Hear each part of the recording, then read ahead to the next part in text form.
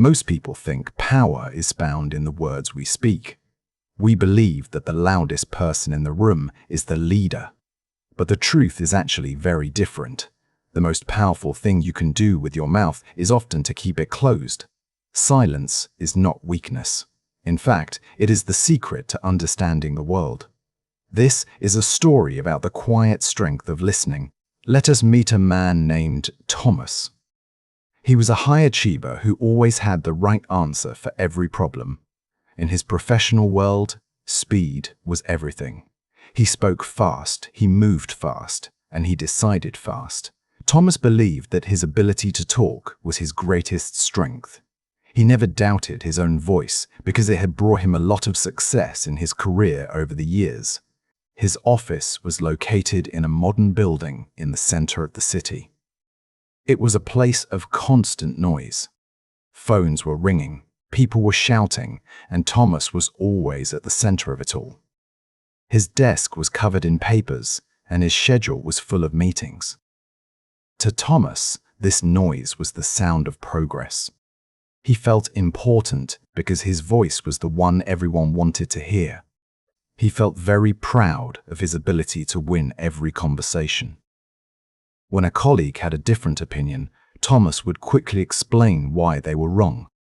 He used facts, logic, and a very loud voice to prove his point. Usually, the other person would just stop talking and agree with him. Thomas thought this meant he was right. He did not realize that they were just tired of fighting with him. However, there is a big difference between winning an argument and winning a friend.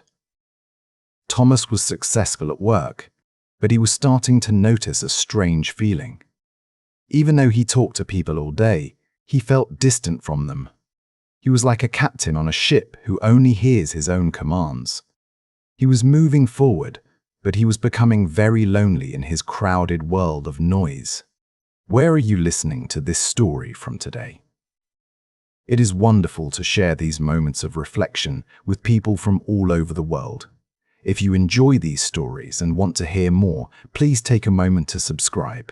Your support helps us continue to create meaningful content for our mature audience. Now, let us return to Thomas and the moment his life began to change forever. Thomas believed his life was perfect, but the people around him were slowly becoming ghosts. He noticed that his friends stopped calling him to talk about their problems. His colleagues stopped coming to his office for advice. They knew that if they spoke, Thomas would just interrupt them. He was a man who gave answers but never asked questions. He was starving the people he loved of the attention they needed. Consider a typical Friday night. Thomas was out with a close friend who was going through a difficult time. The friend started to share a secret about his personal life. Before he could finish his second sentence, Thomas interrupted. He told the friend exactly what to do and how to fix the problem. The friend went quiet and looked at his drink. He did not share any more secrets that night. The emotional takeaway is simple but heavy. To be heard is a deep human need. When we do not listen, we take away a person's dignity. Thomas was successful in business, but he was failing in humanity. He was so busy giving advice that he forgot how to be a companion. He was surrounded by people, yet he was building a wall of words that kept everyone on the outside. There was a physical feeling of noise inside his head that never went away. Even when he was alone, his mind was busy thinking of the next thing he wanted to say. He lived in a state of constant preparation. He was never truly present in the moment because he was always rehearsing his next speech. His mind was a crowded room with no windows, and the air was getting very thin. Everything changed on a very ordinary Tuesday. It was a day that started with a lot of confidence. Thomas had a major meeting with a new client. This contract was the biggest opportunity of his career. He spent all morning preparing his presentation. He had colorful slides, beautiful charts, and a long speech. He walked into the conference room feeling like a king ready to take his throne. This meeting was supposed to be his greatest victory. He was ready to show everyone how smart he was. But this specific meeting would not go the way he planned. It would be the moment he finally hit a wall that his words could not break. He was about to learn that sometimes the most important information is not in the speech you give, but in the silence you keep. The meeting began in a cold glass room. The client was a quiet man who watched everything carefully. Thomas started his presentation immediately. He spoke for 45 minutes without stopping. He explained the history of his company and his personal philosophy. While he talked, he felt great. But he was so busy looking at his own slides that he never really looked at the client's face. At one point, the client leaned forward and tried to say something. It was a small hint about a specific problem his company was facing. But Thomas was in the middle of a very clever sentence. He did not stop. He talked right over the client's voice. He thought that showing his knowledge was more important than answering a small question. He missed the only thing the client actually cared about. A few days later, the news arrived. Thomas did not get the contract. The email from the client was very short. It said that they decided to work with another firm because Thomas did not understand their vision. Thomas was shocked. He had given a perfect speech. He had shown all the facts. How could they say he didn't understand? He felt a cold sense of failure in his chest. The shock of this failure was a heavy weight. For the first time in many years, Thomas had no words to describe how he felt. His talent for talking had not saved him. It had actually caused the problem. He realized that the client had tried to speak and he had simply ignored them. He felt a deep sense of regret. His own voice had become a wall between him and his success. That evening, Thomas sat in his living room at home. Usually, he would turn on the television or call a friend to talk about his day. But tonight, he just sat in the dark. The silence in the house was no longer peaceful. It felt heavy and empty. He realized that the silence was a mirror. It was showing him a version of himself that he did not like very much. His partner walked into the room and sat down on the sofa across from him. They looked at each other for a long moment. Thomas wanted to explain what happened at work, but he stopped. He looked at his partner's face and realized he did not know what they were thinking. He had lived with this person for years, but he had spent most of that time talking instead of watching. He opened his mouth to say something, but for the first time in his life, he had nothing to say. He felt a strange kind of fear. If he wasn't the man with all the answers, who was he? If he stopped talking, would people still want to be near him? The silence between them felt like a vast ocean. He realized he was a stranger in his own home because he never listened. But here is what matters in these moments of crisis. Failure is not the end of a story. It is often the very first step toward hearing the truth. Thomas could have blamed the client or the economy for his loss. Instead, he looked inward.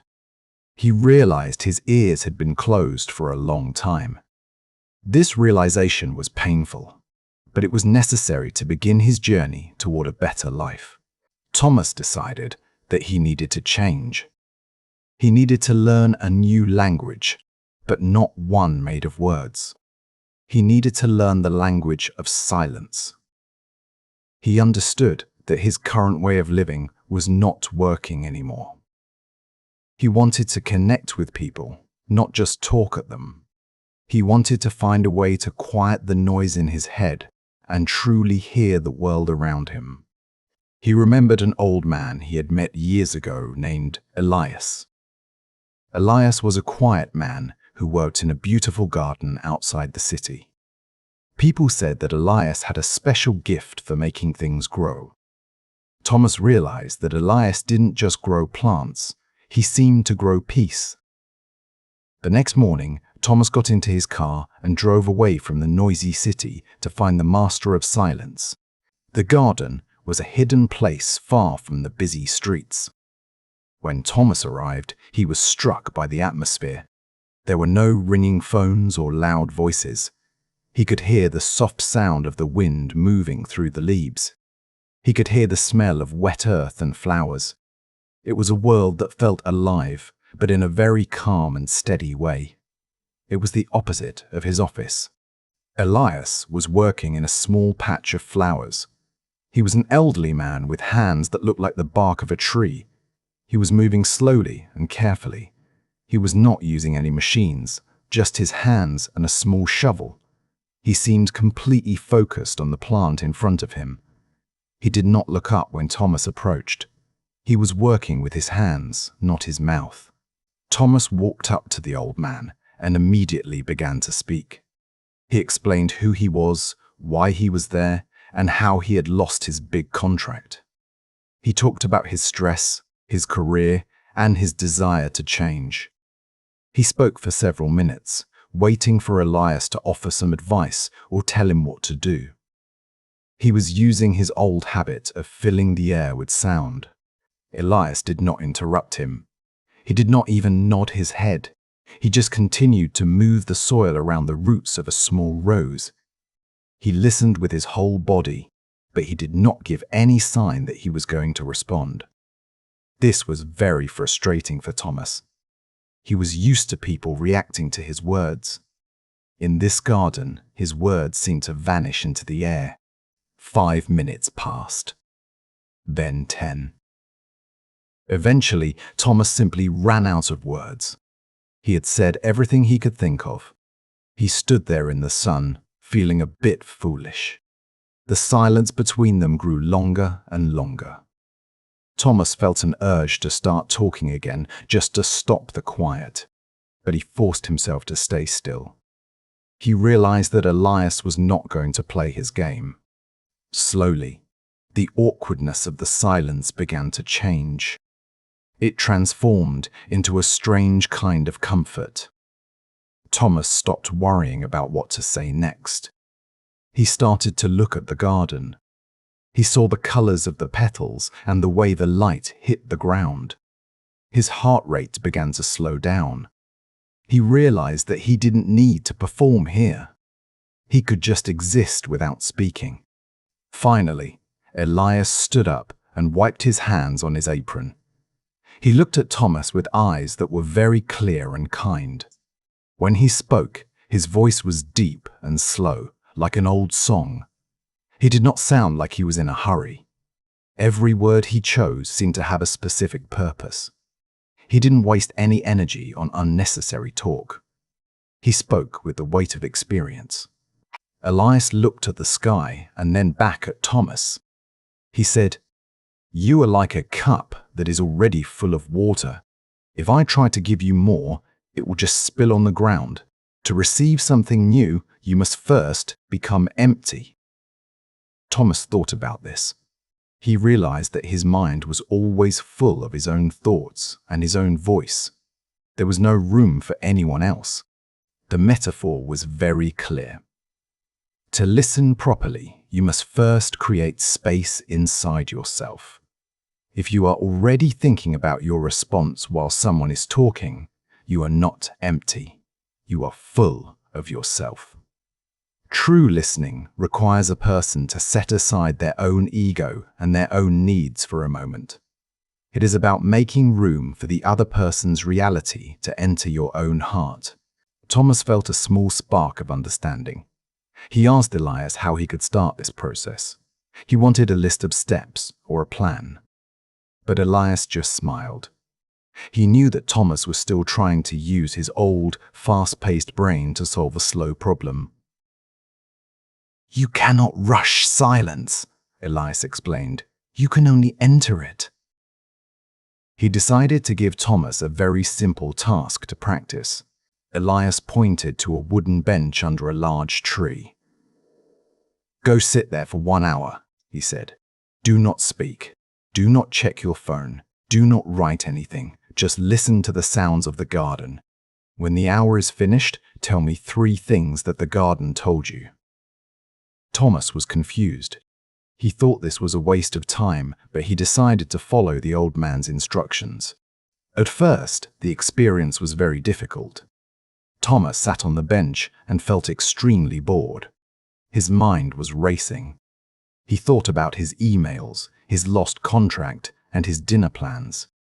He felt the urge to reach for his phone every few minutes. He felt like he was losing precious time. He was used to being productive, and sitting on a bench felt like doing nothing at all. But after 20 minutes, something began to change. His internal noise started to fade. He began to notice the sound of a small bird in the tree above him. He heard the water dripping from a nearby pipe. He even heard the sound of his own breathing. These sounds had been there the whole time, but he had been too loud to hear them. He was finally starting to pay attention. By the end of the hour, Thomas felt different. His body was relaxed. His mind was clear. This was the first time in many years that he had really heard the world. He realized that the world is always speaking to us, but we are often too busy talking to notice.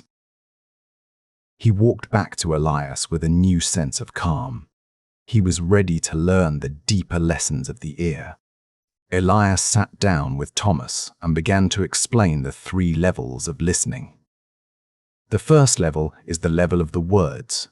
This is what most people do. They hear the sounds and the grammar. They understand the literal meaning of the sentences. This is necessary, but it is not enough. If you only listen to the words, you are only seeing the surface of the ocean. You are missing the depth. The second level is the level of the heart. This is about hearing the emotion behind the words. Why is the person speaking? Are they sad? Are they excited? Are they afraid? Elias explained that the heart often says things that the mouth is too shy to speak. To hear at this level, you must listen with your feelings, not just your ears. You must try to feel what the other person feels. Think of a concrete example. If a friend says, "I am fine," the words say that everything is okay. But if their voice is low and their eyes are looking at the floor, their heart is saying something else. Their heart might be saying, "I am tired," or "I am lonely." A true listener hears the truth, not just the words. Thomas realized how many times he had accepted, "I'm fine," as the whole truth. As Thomas listened to Elias, he felt a wave of sadness. He realized how many important moments he had missed with the people he loved. He had missed his partner's exhaustion. He had missed his sister's hidden worries. He had been so focused on the literal words that he never reached the level of the heart. He saw now that his silence was a key that could unlock these deeper connections. The third and deepest level is the level of the soul. Elias spoke about this with great respect. This is the silence between the words. It is the energy of the person standing in front of you. Sometimes, the most important thing a person has to say is something they cannot find words for. When you listen at the level of the soul, you are simply being present with them in their silence. Elias explained it this way. The most important things in life are often found in the pauses. In music, the space between the notes is what creates the melody. Without the silence, the music would just be noise. The same is true for human relationships. We need to respect the silence of others. We need to wait for them to find their own way to the truth without rushing them. The emotional takeaway here is that listening is not a technique or a trick. It is an act of love. When you give someone your full attention, you are telling them that they matter. You are saying that their thoughts and feelings are valuable to you. It is one of the most generous gifts you can give to another person. Thomas started to see that his ears were more powerful than his tongue. Elias then shared a very practical tool with Thomas. He called it the 3-second rule. It sounded simple, but Elias warned that it was very difficult for a man who loved to talk. Thomas listened closely. He was eager to have something he could actually do. He realized that he needed a physical habit to help him change his mental behavior. This rule would become his most important discipline. The rule is this: when another person finishes speaking, you must wait for 3 full seconds before you say anything. Most people are afraid of the silence, so they rush to fill it immediately. But if you wait, you give the other person the space they need to continue. Often, a person will say something very important in that extra time because they finally feel safe enough to be honest. People often have one more thing to say, but they are waiting for permission to say it. The 3 seconds of silence is that permission. It tells the other person that you are not in a hurry to get rid of them.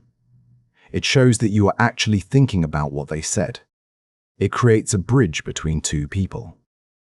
Thomas promised himself that he would try this rule the very next time he spoke. Thomas practiced this rule with Elias right there in the garden. Elias would say something simple about the plants, and Thomas would count to 3 in his head before responding. At first, it felt like an eternity. It felt very awkward and strange. Thomas felt a strong physical urge to speak immediately. His brain was like a race car that wanted to move, but Elias was teaching him how to use the brakes. But then, something amazing happened. During one of those 3-second pauses, Elias looked down at the ground and shared a story about his late wife. It was a beautiful, personal story that he had never mentioned before. Thomas realized that if he had spoken quickly, he would have interrupted that memory. By being quiet, he had allowed a beautiful moment of connection to happen naturally. This was a huge discovery for Thomas. He realized that by being quiet, he was not losing anything. He was actually receiving a gift. Every time he stayed silent, he learned something new. He saw that his old way of talking was actually a way of keeping the world out. Now, he was letting the world in.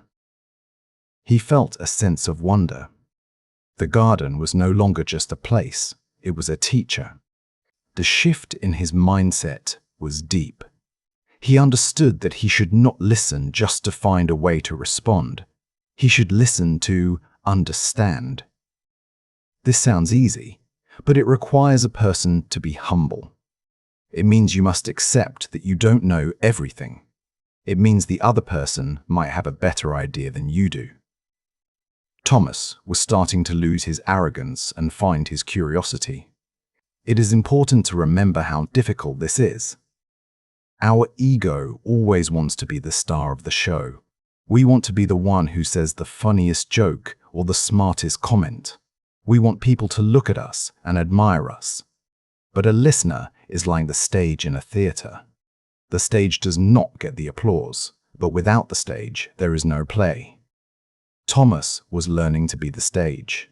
Elias told him that a listener holds the space for others. This is a very mature way of living. It means you are strong enough to let someone else be the center of attention. You are confident enough that you don't need to prove yourself every minute. Thomas felt a new kind of strength growing inside him. It was a quiet strength, much more powerful than the loud confidence he used to have. As the sun began to set over the garden, Thomas felt a deep sense of gratitude. He thanked Elias for his time and his wisdom. Elias didn't say much in return. He just gave a small nod and went back to his roses. Thomas walked to his car, but he felt like a different man than the one who had arrived that morning. He was ready to go back to his noisy world and test his new skills. The drive back to the city was quiet. Thomas did not turn on the radio. He just listened to the sound of the tires on the road and the wind against the windows. He was practicing being empty. He knew that the next few days would be his real test. He had the knowledge, but now he needed the practice. He wondered if he could maintain this peace in the middle of the city's chaos. His first test came the very next day. He met his sister for coffee. They usually had a very difficult relationship because they both liked to talk and they often argued about small things. As they sat down, his sister began to complain about her stressful job and her difficult boss. Thomas felt the familiar urge to jump in and tell her how to solve the problem. He felt the words forming in his mouth, but he caught himself. He remembered Elias and the garden. He closed his mouth and took a slow breath. He listened to her voice. He tried to hear the level of the heart. He realized she wasn't looking for a solution. She was looking for sympathy. She was tired and felt unappreciated. Instead of giving her a list of things to do, he just looked at her and waited. He used the 3-second rule. When she stopped talking, he counted silently. 1, 2, 3. During that time, his sister sighed and her shoulders dropped. She looked at him and said, "I just feel like no one notices how hard I work." Thomas didn't give advice. He just said, "That sounds really difficult, Sarah. I'm sorry you're feeling that way." He chose his words very carefully. Then he asked a simple question. "How does that make you feel about your future there?" His sister looked surprised. Usually, Thomas would have told her to quit or find a new manager. Because he asked a question, instead of giving an answer, she started to talk even more. She talked for 20 minutes. Thomas just sat there, nodding and listening with his whole heart. He didn't check his watch once. At the end of the coffee, his sister did something she hadn't done in years. She reached across the table and touched his hand. She said, "Thank you, Thomas. I feel so much better. You are a great listener." Thomas was stunned. He hadn't done anything. He hadn't fixed her problem or given her money. All he had done was provide a quiet space for her to speak her truth. This was a powerful lesson. He realized that listening is often more helpful than talking. By being quiet, he had helped his sister process her own emotions. She found her own answers because he gave her the room to look for them. He felt a deep sense of satisfaction. This was a different kind of success than winning a contract. It was a success of the heart and a victory for their relationship. The second test was at the office. He had a high-pressure meeting with his team to discuss the project he had failed. Everyone was nervous. They expected Thomas to be angry or to give a long speech about how they needed to work harder. In the past, he would have walked in and dominated the room. But today, he walked in and sat down in a chair that was not at the head of the table. He looked at his team and said, "I want to hear your thoughts on why we didn't get the contract. Please be honest. I am here to listen." Then he went silent. He did not lead the meeting with his voice. He led with his eyes and his attention. He watched their body language. He waited through the uncomfortable silences. He used his new rules to ensure everyone felt safe to speak. He noticed a junior employee named Leo. Leo was sitting in the corner and looked very worried. In the past, Thomas would have ignored him. But now he noticed the small details. He saw that Leo was holding a notebook tightly.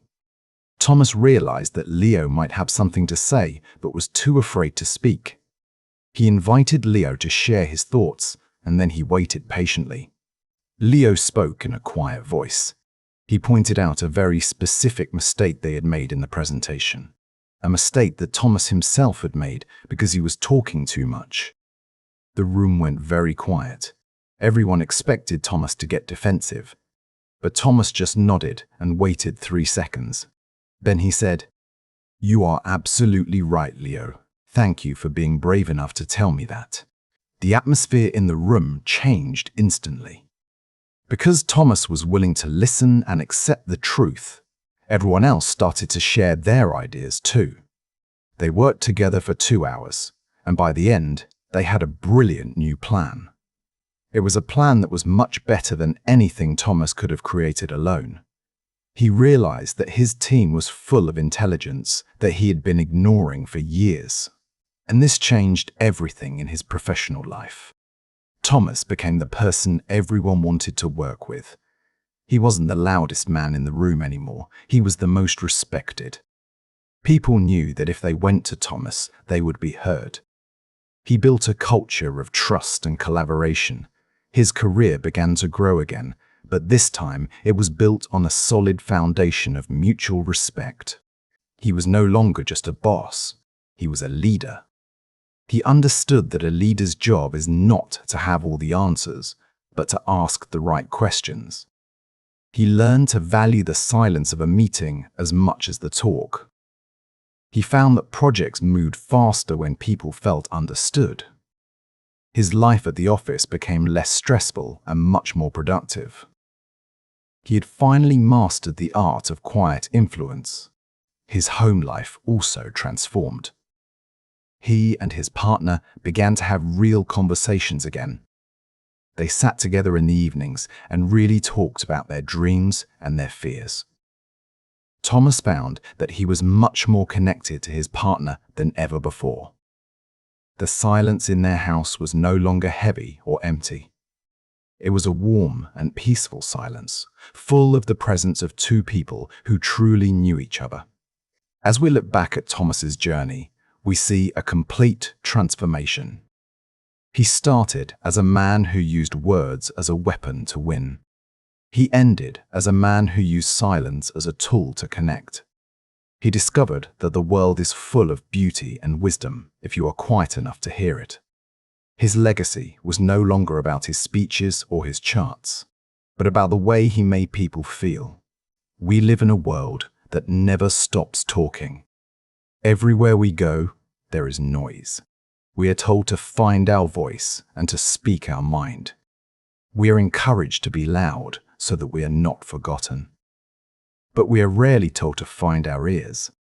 We are rarely taught how to be quiet. We forget that communication is a two-way street and listening is half of the journey. It is a strange irony of modern life. We have more ways to communicate than ever before, yet many of us feel more misunderstood than ever. We send messages and post updates, but do we really hear each other? Thomas's story reminds us that true connection doesn't happen through a screen or a loudspeaker. It happens in the quiet moments of focused attention and deep empathy. I encourage you to try the 3-second rule in your own life today. Try it with your partner, your children, or your co-workers. When someone finishes a sentence, just wait. It might feel uncomfortable at first. You might feel a desperate need to say something, but stay in that discomfort. That is where the growth happens. That is where you will find the things you have been missing. Remember that every person you meet knows something that you do not. Every person has a story, a perspective, or a piece of knowledge that could enrich your life. But you will never find it if you are the one doing all the talking. Listening is how we collect the pieces of the world. It is how we build a complete picture of reality. Without it, we are just living in a small room of our own making. Thomas's journey shows us that silence is not empty. It is full of answers. It is the place where we find our best ideas and our deepest connections. It is where we find peace. In a world that is shouting, there is a great power in being the one who listens. It is a sign of maturity, intelligence, and grace. It is an art that anyone can learn if they are willing to be quiet. As you move through your day, pay attention to the noise around you. Notice how often people interrupt each other. Notice how often you interrupt others. Try to be the person who creates a different kind of space. Be the person who listens with their heart and their soul. You will be surprised at how much people will tell you when they feel that you are truly listening. The art of listening is a journey that never ends. There is always more to hear and more to understand. It requires patience and practice every single day. But the rewards are worth the effort. You will find that your relationships are deeper, your work is better, and your mind is calmer. You will find that you no longer need to be the loudest person in the room to be the most important. Thomas still visits Elias in the garden sometimes. They don't say much to each other. They just sit on the bench and listen to the birds and the wind. They share a silence that is rich and meaningful. Thomas has learned that the best conversations don't always need words. Sometimes, just being present with another person is the most powerful thing you can do. He is finally a man who is truly heard. This brings us to a final, powerful thought for our own lives. To speak is often just to repeat what you already know. You are not gaining anything new. But to listen is to learn what you do not yet know. It is the only way to expand your world. Thank you for spending this quiet time with us today.